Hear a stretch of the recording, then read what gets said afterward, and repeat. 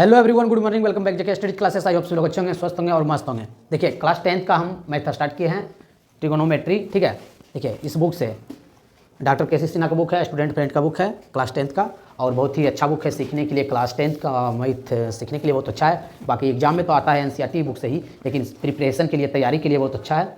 और बाकी एनसीईआरटी का बुक भी हम कराते हैं लास्ट में। ठीक है, देखिए न्यू चैप्टर है क्लास 10th का, त्रिकोणमितीय अनुपात और सर्वसमीकाएं, जिसको इंग्लिश में बोलते हैं ट्रिगोनोमेट्री, रेशियो एंड आइडेंटिटीज। ठीक है, इस चैप्टर में हमें पढ़ना होता है त्रिभुज के बारे में। त्रिभुज में sine theta, cos theta, tan theta, ये सभी के बारे में एक बगल से सभी को जानेंगे। पहले तो ये एक त्रिभुज है, क्या है? त्रिभुज है, ट्रायंगल। ठीक है, ए बी और सी। ए बी और सी का बात किया जाए तो ए बी भुजा बी सी पे क्या है? लंब है। 90 डिग्री का कोण बना रहा है ना? हाँ बना रहा है, ये 90 डिग्री का कोण बना रहा है। तो ध्यान देने की बात है, जब ये 90 डिग्री का कोण बनाएगा बी सी भुजा पे और ए बी इस पे लंब रहेगा, तो ये मेरा कौन सा भुजा हो जाएगा? आधार। क्या इसको बोलते हैं? Base, B S C, base, जिसको हिंदी में बोलते हैं आधार। आधार, ठीक है, ध्यान दीजिएगा। और इसको हम बोलते हैं लंब। क्या बोलते हैं? लंब, जिसको इंग्लिश में बोलते हैं perpendicular, P E R, per P E N D I C U L A R, cular, perpendicular, Hindi में बोलते हैं लंब। क्या बोलते हैं? लंब।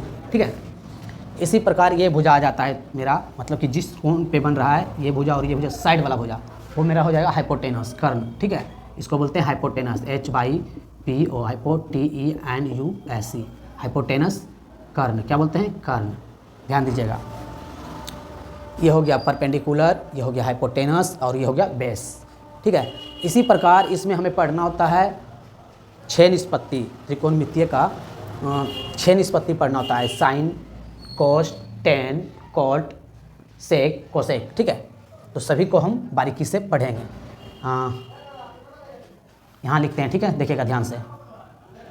त्रिकोणमितीय, त्रिकोणमितीय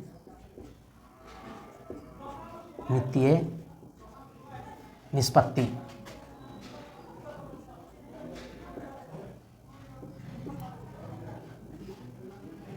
त्रिकोणमितीय निष्पत्ति है ना, मतलब टी रेशियो।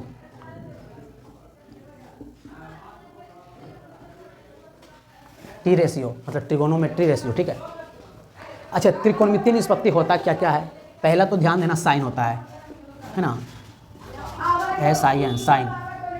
सभी को हम पहले लिख देते हैं, 6 है ना, 6 को तरीका से लिख देते हैं। साइन होता है, कोस होता है, टेन होता है, कोट होता है, सेक होता है, कोसेक होता है। ये ध्यान दीजिएगा, और सभी का फॉर्मूला होता है। सभी का फॉर्मूला हम बारीकी से लिखेंगे। ठीक है, यहाँ से लिखते हैं। ठीक है, देखिए साइन, साइन थीटा बराबर क्या होता है? साइन थीटा बराबर लंब बटा कर्ण। क्या होता है? लंब बटा कर्ण। इसी प्रकार होता है कोस थीटा। क्या होता है? Cos theta. कोस थीटा बराबर क्या होता है? ध्यान दीजिएगा, आधार बटा कर्ण। क्या होता है? आधार बटा कर्ण। इसी प्रकार होता है tan theta. Tan theta, tan theta बराबर होता है लंब बटा आधार। क्या होता है? लंब बटा आधार, लंब बटा आधार। ध्यान देते रहिएगा। ठीक है, टेन थीटा बराबर लंब बटा आधार। इसी प्रकार होता है कोट थीटा। लिखेंगे कोट थीटा, कोट थीटा बराबर लंब बटा आधार। टेन थीटा बराबर लंब बटा आधार, कोट थीटा बराबर आधार बटा लंब, उल्टा हो जाएगा ना, आधार बटा लंब। इसी प्रकार मेरा होता है सेक थीटा। सेक थीटा बराबर कर्ण बटा आधार। ये आधार लिखा हुआ, ठीक है, ध्यान दीजिएगा, आधार। इसी प्रकार होता है कोसेक थीटा।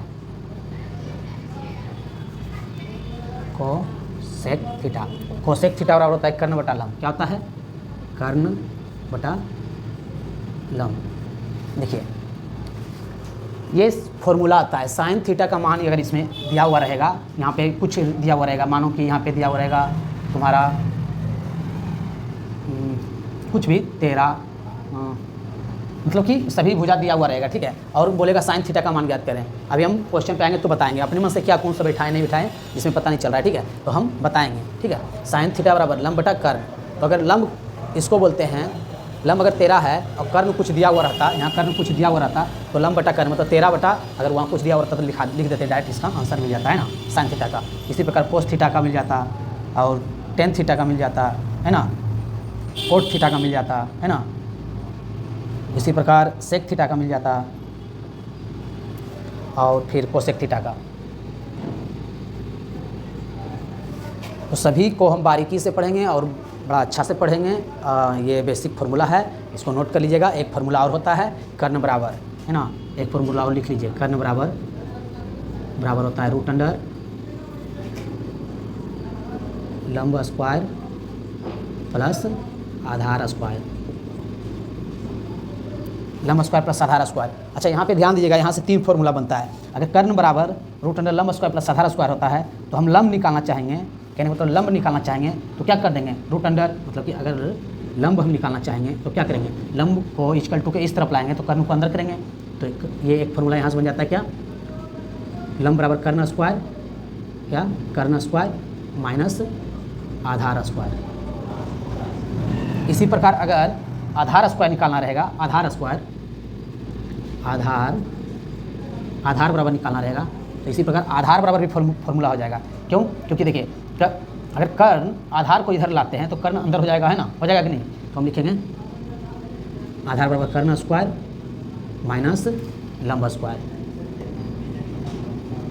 ये सभी बेसिक फार्मूला है और बहुत अच्छा फार्मूला है। आई होप इतना समझ में आया होगा। अगर समझ में आया है तो वीडियो को शेयर कीजिए। बहुत बहुत धन्यवाद। और इस पर हम क्वेश्चन कराएंगे। ये फार्मूला सभी याद कर लीजिएगा, बहुत इंपॉर्टेंट फार्मूला है। बहुत बहुत धन्यवाद।